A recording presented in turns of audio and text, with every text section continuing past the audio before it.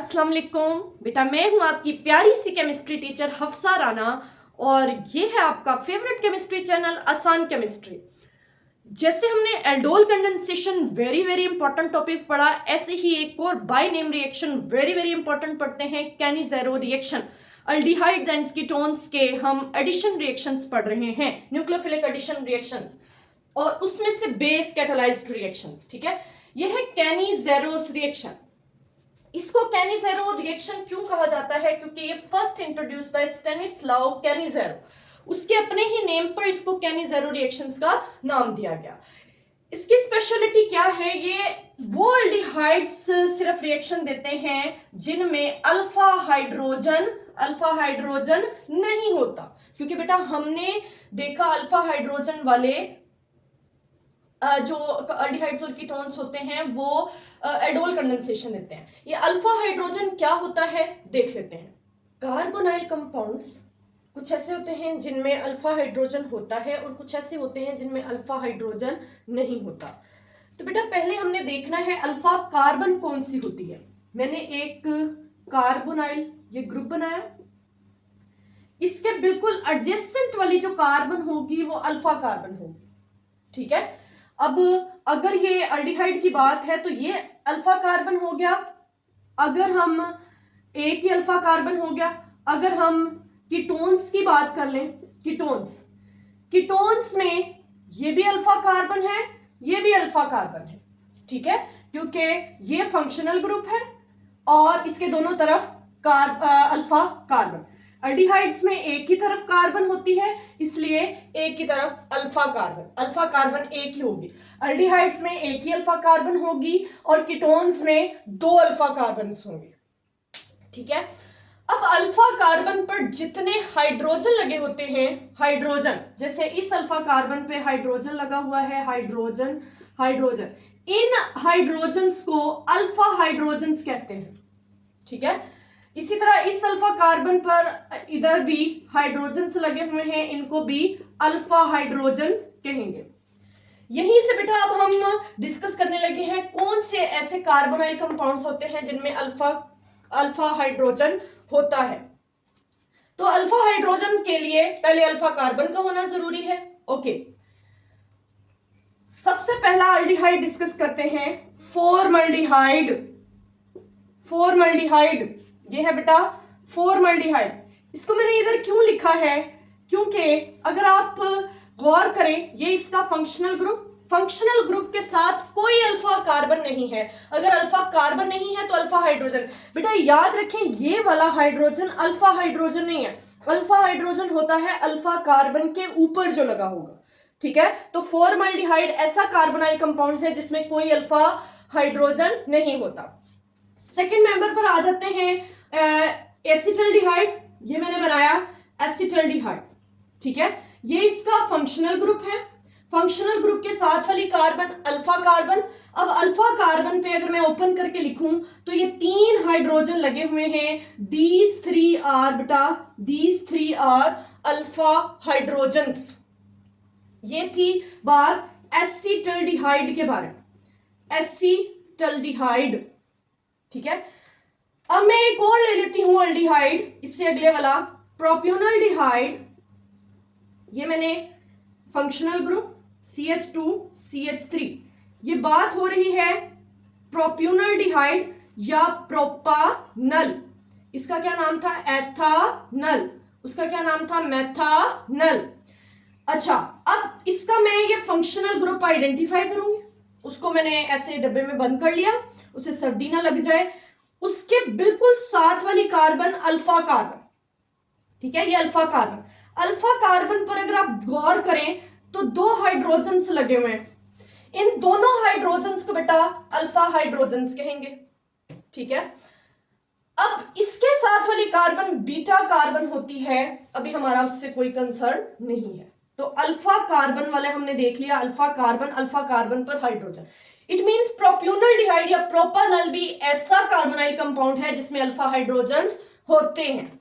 Next discuss कर लेते हैं कीटोन। सबसे सिंपलेस्ट कीटोन एसीटोन। ये बेटा इसका फंक्शनल ग्रुप होगा।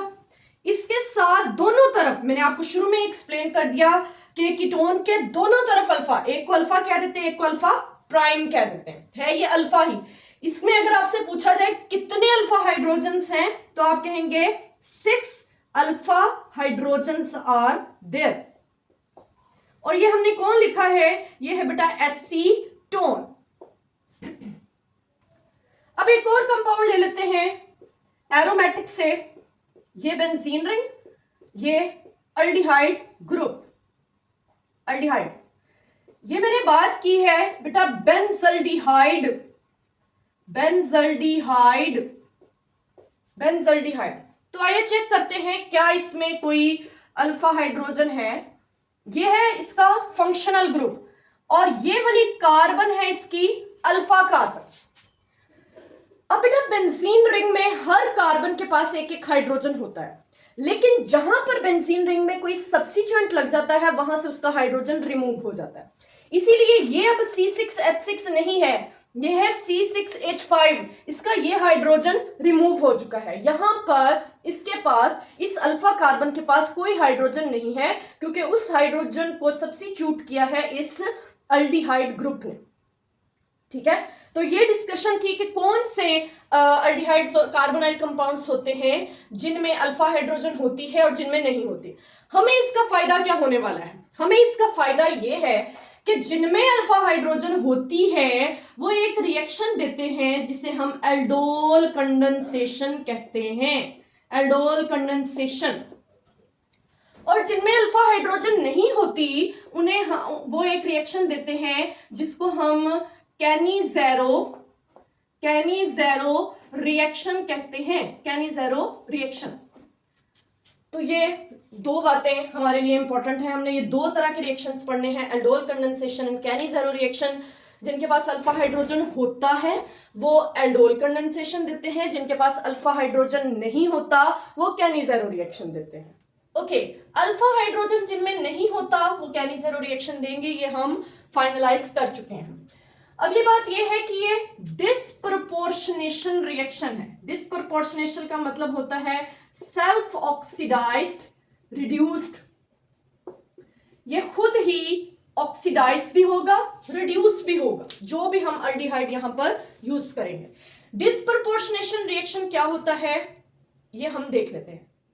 डिस्प्रपोर्शनेशन रिएक्शन क्या होते हैं, self oxidation reduction, self oxidation reduction reactions, ये है डिस्प्रपोर्शनेशन। जैसे अल्डिहाइड लेंगे, अल्डिहाइड ये कन्वर्ट हो जाएगा अल्कोहल, ठीक है, and carboxylic acid, carboxylic acid. अब अल्कोहल इसकी रिड्यूस्ड प्रोडक्ट है, रिड्यूस्ड प्रोडक्ट, और जो कार्बोक्सिलिक एसिड है वो ऑक्सीडाइज्ड प्रोडक्ट है, ऑक्सीडाइज्ड प्रोडक्ट। कैसे पता चलता है कि ऑक्सीडेशन हुई है या रिडक्शन हुई है? अच्छा बेटा, अल्डिहाइड यहां पर वो लेंगे जिसमें कोई अल्फा हाइड्रोजन नहीं होगा, ऐसे अल्डिहाइड्स अल्कोहल और कार्बोक्सिलिक एसिड में कन्वर्ट हो जाएंगे। हम देखते हैं ऑक्सीडेशन क्या है और रिडक्शन क्या है। जी, ऑक्सीडेशन, रिडक्शन।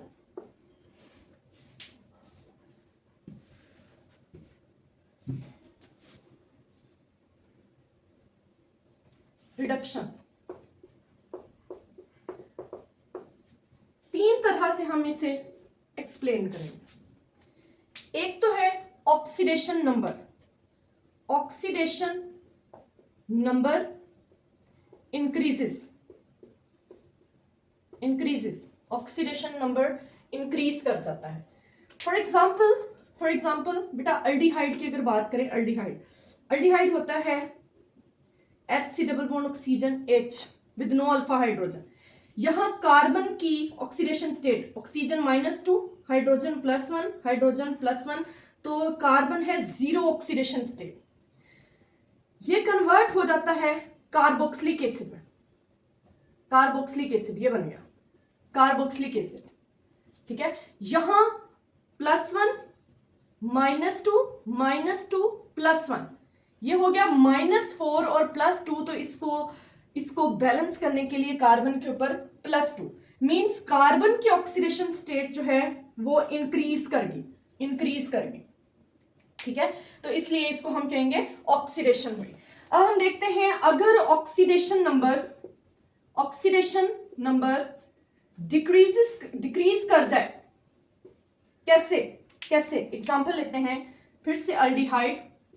अब आपको पता चल चुका है +1 -2 +1, तो कार्बन 0, ये कन्वर्ट हो जाता है CH3OH में, +3 हाइड्रोजन का -2 ऑक्सीजन का +1 हाइड्रोजन, कितना हो गया +4 और -2, तो कार्बन पर आ गया -2, तो कार्बन की ऑक्सीडेशन स्टेट 0 से -2 हुई है, इट मींस डिक्रीज हुई है, तो ये रिडक्शन का फिनोमेना हुआ, रिडक्शन। अब हम देखते हैं कि अगर इंक्रीज कर जाए, increase in CO bonds, carbon के ऑक्सीजन के साथ बॉन्ड्स इंक्रीज कर जाए, फॉर एग्जांपल फिर से हमने लिया अल्डिहाइड, ये अल्डिहाइड, ठीक है, ये बन गया कार्बोक्सिलिक एसिड, यहां कार्बन के ऑक्सीजन के साथ 2 बॉन्ड्स हैं, 2 CO बॉन्ड्स, ठीक है, और यहां पर 3 CO बॉन्ड्स हैं, 3 CO बॉन्ड्स, ठीक है, तो इसका मतलब है कार्बन के ऑक्सीजन के साथ बॉन्ड्स इंक्रीज कर गए। रिडक्शन में क्या होता है, डिक्रीज कर जाते हैं, डिक्रीजेस CO बॉन्ड्स डिक्रीज कर जाते हैं, कैसे, H C double bond oxygen hydrogen, H C double bond oxygen, नहीं ये है बनेगी अल्कोहल CH3OH, इसको मैं ठीक से लिखती हूं, कार्बन का ऑक्सीजन के साथ बॉन्ड और ये CH3 बाहर। अब यहां है 2 CO बॉन्ड्स, ठीक है, और कितने बन रहे हैं, CO का सिर्फ एक बॉन्ड रह जाएगा, 1 CO बॉन्ड, तो CO बॉन्ड डिक्रीज कर गए, इसलिए हम इसे कह रहे हैं ये हुई है रिडक्शन। अगला है decrease in CH bond, decrease in CH bonds, decrease in CH bonds, कैसे इसको एक्सप्लेन करते हैं, H C double bond oxygen H, इससे बना कार्बोक्सिलिक एसिड, जी, कार्बन के हाइड्रोजन के साथ यहां है 2 बॉन्ड्स, 2 CH bonds, और यहां कार्बन का हाइड्रोजन के साथ सिर्फ डायरेक्ट 1 बॉन्ड रह गया है, 1 CH बॉन्ड, तो CH बॉन्ड डिक्रीज हुए, इट मींस ये ऑक्सीडेशन हुई। और अगर CH बॉन्ड्स इंक्रीज कर जाएं, इंक्रीज इन CH बॉन्ड्स, तो ये हम कहेंगे जैसे बनता है C double bond oxygen hydrogen, again यहां 2 CH बॉन्ड्स, तो ये कन्वर्ट हो जाता है CH3OH, कैसे, यहां बन गए 3 हाइड्रोजन के साथ डायरेक्ट CH बॉन्ड इंक्रीज कर गए, इसलिए हमने कहा ये रिडक्शन है। तो बेटा ये डिस्प्रपोर्शनेशन रिएक्शंस ऐसे रिएक्शंस हैं जिसमें एक ही element in which one element is get reduced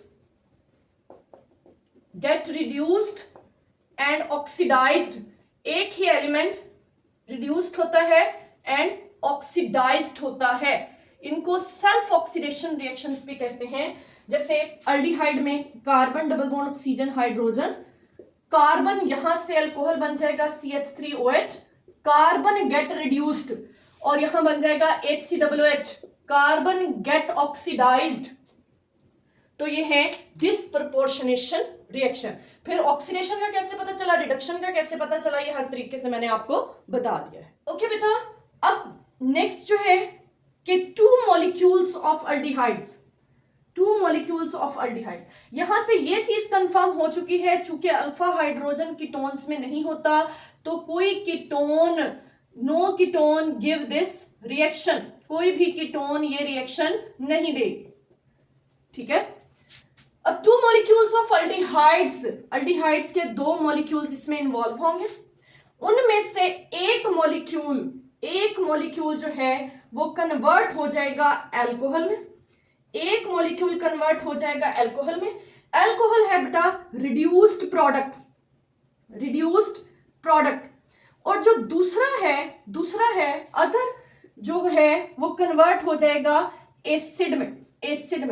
acid कौन सी प्रोडक्ट है? ऑक्सीडाइज्ड प्रोडक्ट, और बाद में हम देखेंगे इस एसिड का सॉल्ट बन जाएगा, ठीक है। नेक्स्ट जो यहां से एक जो है मॉलिक्यूल अल्कोहल में, दूसरा मॉलिक्यूल एसिड में। नेक्स्ट बेटा यहां हम देखते हैं कि 50% सोल्यूशन यूज करेंगे सोडियम हाइड्रोक्साइड का। It means concentrated solution. इसको एल्डोल कंडेंसेशन से अगर मैं कंपेयर करूं तो वहां हम डाइल्यूट सोल्यूशन यूज करते थे, और वो हम करवाते थे कोल्ड टेम्परेचर पे, ये हम करवाएंगे रूम टेम्परेचर पर, ठीक है। अब बेटा क्वेश्चन ये है कि हम यहाँ पर ज्यादा कंसंट्रेटेड सोल्यूशन क्यों यूज कर रहे हैं, उसकी ये है कि यहाँ पर sodium hydroxide as a catalyst भी यूज होगा, एज वेल एज ये यहाँ पर रिएक्टेंट के तौर पर भी यूज होगा, ये रिएक्ट भी करेगा और खुद ही रिएक्शन को कैटलाइज भी करेगा। ये वजह है कि यहाँ पर ज्यादा कंसंट्रेटेड सोल्यूशन रखा जाता है। अब हम कैनिसेरो रिएक्शन की एग्जांपल्स देख लेते हैं। मैं आपको याद करवा दूं बेटा कि हमने यहाँ पर वो अल्डिहाइड या कीटोन लेने होते हैं जिनमें अल्फा हाइड्रोजन ना हो, तो कीटोन्स तो खत्म हो गए, तो अल्डिहाइड्स किन में अल्फा हाइड्रोजन नहीं होता, तो सबसे सिंपलेस्ट वन फॉर्मल्डिहाइड, इसमें अल्फा हाइड्रोजन नहीं होता।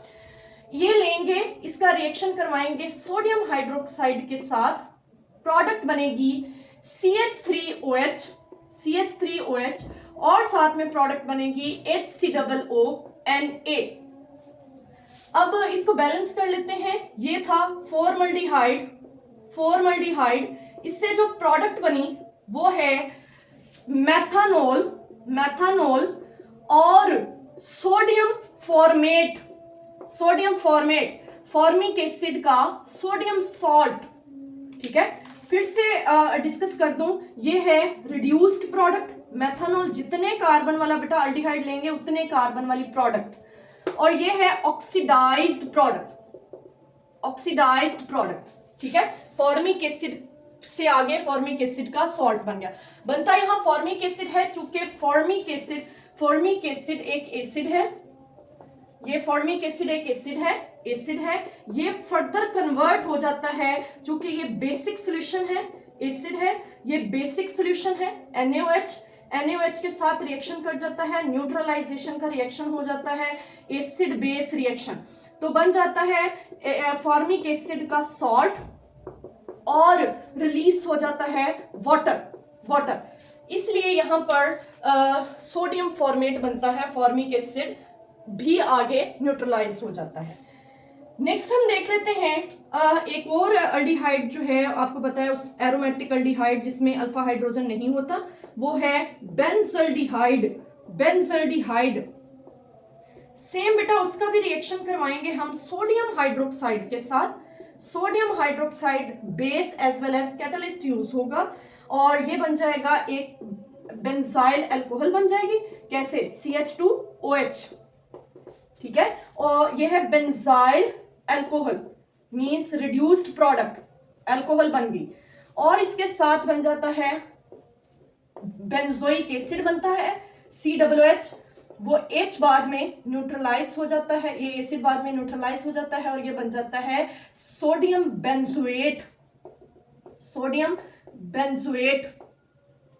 बेंजोइक एसिड का सोडियम सॉल्ट, ठीक है। इस तरह से हम इस रिएक्शन की एग्जांपल्स को देखते हैं।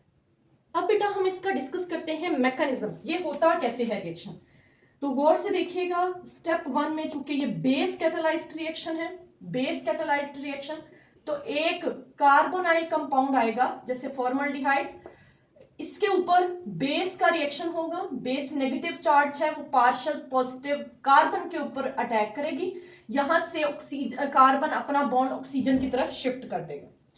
ठीक है, तो ये बन जाएगा कार्बन के साथ कार्बन की अनसैचुरेशन खत्म हो जाएगी, हाइड्रोजन पहले से लगे हुए हैं, O नेगेटिव, ये ऑक्सीजन O नेगेटिव में कन्वर्ट हो गया।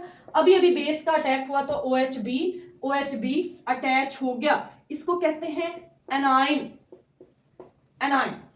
ठीक है, किससे बना? फॉर्मल्डिहाइड पर बेस के अटैक से, ये बेस। अगले स्टेप में क्या होगा? अगले स्टेप में स्टेप नंबर 2 रीअरेंजमेंट होगी, इसके अंदर ही रीअरेंजमेंट होगी। ये जो एनाइन बना है बेटा, ये दो हाइड्रोजन, ये O नेगेटिव चार्ज, ये OH, इसमें अब रीअरेंजमेंट होगी। कैसे? ये नेगेटिव चार्ज वापस आएगा, ठीक है, तो यहां से कार्बन को एक हाइड्रोजन रिलीज करना पड़ेगा। ठीक है, तो जरा चेक करें, ये बन जाएगा HC double bond oxygen, HC double bond oxygen और OH। अब बेटा गौर करें, हाँ, हाइड्रोजन हमने मोस्टली केसेस में देखा हुआ है कि हाइड्रोजन इलेक्ट्रॉन देकर जाता है, प्रोटॉन की शक्ल में जाता है। यहां पर हाइड्रोजन इलेक्ट्रॉन लेकर जाएगा, इट मींस H पॉजिटिव नहीं बल्कि H नेगेटिव हाइड्राइड, यहां से हाइड्राइड आयन यहां से रिलीज होगा और ये बन गया है फॉर्मिक एसिड। फॉर्मिक एसिड मैंने आपको बताया है कि फॉर्मिक एसिड बनता है लेकिन वो न्यूट्रलाइज हो जाता है। अब स्टेप नंबर 3 में क्या होगा? स्टेप नंबर 3, एक कार फॉर्मल्डिहाइड यूज हो गया, अब ये हाइड्राइड आयन आएगा जो एक और फॉर्मल्डिहाइड, देखिए बेटा 2 मॉलिक्यूल्स यूज होने हैं, ये हम पहले डिस्कस करके आए, 2 मॉलिक्यूल्स। अब दूसरा फॉर्मल्डिहाइड आएगा, फॉर्मल्डिहाइड, तो फॉर्मल्डिहाइड में चार्ज सेपरेशन करने partial positive carbon, hydride carbon पर अटैक करेगा, कार्बन ऑक्सीजन वाला बॉन्ड ऑक्सीजन की तरफ शिफ्ट कर देगा, तो ये बन जाएगा अब कार्बन के साथ 1 2 3 हाइड्रोजन लग जाएंगे, ये बन जाएगा CH3 और ऑक्सीजन पर नेगेटिव चार्ज आ चुका है, इसको हम कहते हैं methoxide ion, alkoxide ion जिसे कहते हैं, एल्कोक्साइड आयन। ठीक है, alkoxide ion as a base behave करता है। Step number 4, alkoxide ion CH3O negative, जो ऊपर फॉर्मिक एसिड बना है, फॉर्मिक एसिड इसको ऐसे लिखती हूं, फॉर्मिक एसिड पहले लिखा, ठीक है, ये जो फॉर्मिक एसिड बना है, एल्कोक्साइड आयन आएगा CH3O नेगेटिव। ठीक है, ये हाइड्रोजन जो है, ये हाइड्रोजन अपने इलेक्ट्रॉन्स देकर इस ऑक्सीजन के साथ अटैच हो जाएगा, ये O नेगेटिव इस हाइड्रोजन को पिक कर लेगा। ये था बेटा फॉर्मिक एसिड, ये है मेथॉक्साइड आयन, ये एज अ बेस बिहेव करता है, बेस, और ये एज एन एसिड बिहेव करता है, इसीलिए ये प्रोटॉन दे रहा है और वो प्रोटॉन पिक कर रहा है, तो बन क्या रहा है? फॉर्मिक एसिड से बन जाएगा फॉर्मेट, ये फॉर्मेट बन गया क्योंकि प्रोटॉन अपने इलेक्ट्रॉन यहां पर देकर गया है, ये बन गया फॉर्मेट आयन, और ये CH3O ऑक्सीजन हाइड्रोजन को लेकर मेथनॉल कंप्लीट हो, मेथनॉल बन गई। इसीलिए मैंने कहा था कि फॉर्मिक एसिड बनता है लेकिन न्यूट्रलाइज हो जाता है। लास्ट स्टेप में क्या होगा? लास्ट स्टेप में स्टेप नंबर 5, अब ये जो फॉर्मेट आयन बना है, format ion HC double bond oxygen O negative, ये सोडियम हाइड्रोक्साइड के साथ रिएक्शन करेगा, जो बेस हमने डाली हुई है, ये ऑक्सीजन सोडियम को पिक कर लेगा और OH नेगेटिव यहां से रिलीज हो जाएगा, तो ये बन जाएगा HC double bond oxygen ONA और OH negative release. OH negative वही बेस है जो स्टेप नंबर 1 में यूज हुई थी, तो ये बेटा ये ऐसा कैटलिस्ट भी बिहेव करता है, ये ऐसा रिएक्टेंट भी बिहेव करता है, यहां ये ऐसा रिएक्टेंट काम कर रहा है और यहां पर sodium hydroxide as a base काम कर रही है। ठीक है, इसीलिए इसको कंसंट्रेटेड सॉल्यूशन लेते हैं। अब ये बन गया है सोडियम फॉर्मेट। क्या बन गया? Sodium format. बेटा ये था केनिज़ेरो रिएक्शन। ये चूंकि बाय नेम रिएक्शन है इसलिए ये बहुत इंपॉर्टेंट है और मोस्टली केसेस में ये लॉन्ग क्वेश्चन पूछा जाता है।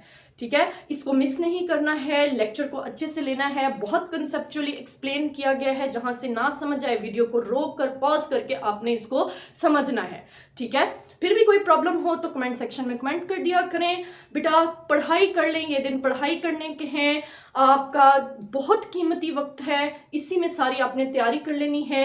जो बच्चे 2025 के MD-CAT में प्रिपेयर होना चाहते हैं वो अभी से खुद को प्रिपेयर करना शुरू कर दें। अब से वो खुद को प्रिपेयर करना शुरू करेंगे तो 2025 का MD-CAT अच्छे से अटेम्प्ट कर पाएंगे।